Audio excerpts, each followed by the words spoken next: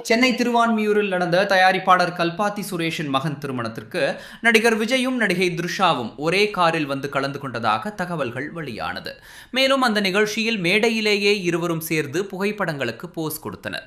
அது மட்டுமல்லாமல் அவர்கள் அணிந்திருந்த ஆடைகளும் கூட ஒரே வண்ணத்தில் இருந்ததாக கூறப்படுகிறது. இந்த வீடியோ தற்போது சமூக வலைதளங்களில் வைரலாக பரவி வருகிறது. ஒரு நடிகையுடன் விஜய் எடுத்த புகைப்படங்கள் தனக்கு மன உளைச்சலை தருகிறது என்று சங்கீதா முன்பே கூறியிருந்த நிலையில் அதை பற்றி எந்த கவலையும் இல்லாமல் இப்படி நிகழ்ச்சியில் ஒன்றாக கலந்து கொண்டது பெரிய விவாதத்தை கிளப்பியுள்ளது. முக்கியமாக விவாகரத்து வாங்கிவிட்டு பிறகு இப்படி செய்தால் அது அவர்களின் தனிப்பட்ட விஷயம். ஆனால் விவாகரத்து இன்னும் முடிவாகாமல் இருக்கும் நிலையில் இப்படி நடப்பது சட்டப்படி கூட தவறாக பார்க்கப்படலாம் என்று சிலர் விமர்சனம் செய்து வருகின்றனர்.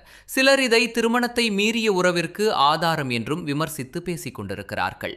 இதனால் தற்போது விஜய் சங்கீதா விவாகரத்து விவகாரம் மற்றும் விஜய் த்ரிஷா தொடர்பான விவாதம் சமூக வலைதளங்களில் மிகவும் பேசப்படும் விஷயமாக மாறியுள்ளது. விவாகரத்து வழக்கு நடக்குது. ஆனா விஜய் மற்றும் த்ரிஷா ஒரே கார்ல கல்யாணத்துக்கு வந்தது ஏன்? தமிழக வெற்றி கழக தலைவர் விஜயிடமிருந்து அவருடைய மனைவி சங்கீதா விவாகரத்து கேட்டு மனு போட்டிருக்காங்க. அந்த மனுல ஒரு நடிகையுடன் விஜய் திருமணத்தை மீறிய உறவில் இருக்கிறாருன்னு கடுமையான குற்றச்சாட்டு சொல்லியிருக்கிறாங்க. 2021 ஏப்ரல் மாதம் தான் இந்த விஷயம் எனக்கு தெரிய வந்தது.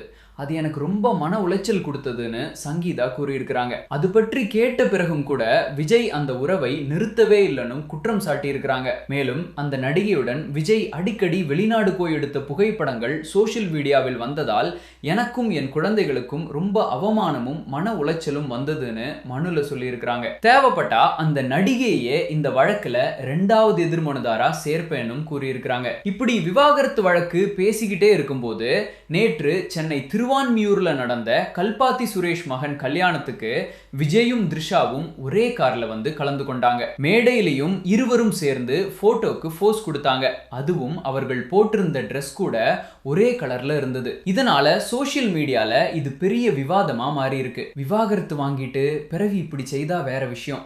ஆனா இன்னும் விவாகரத்து முடிக்காம இருக்கும் போதே இப்படி நடக்குது சட்டப்படி கூட கேள்விக்குறின்னு பலரும் பேசிட்டு இருக்கிறாங்க.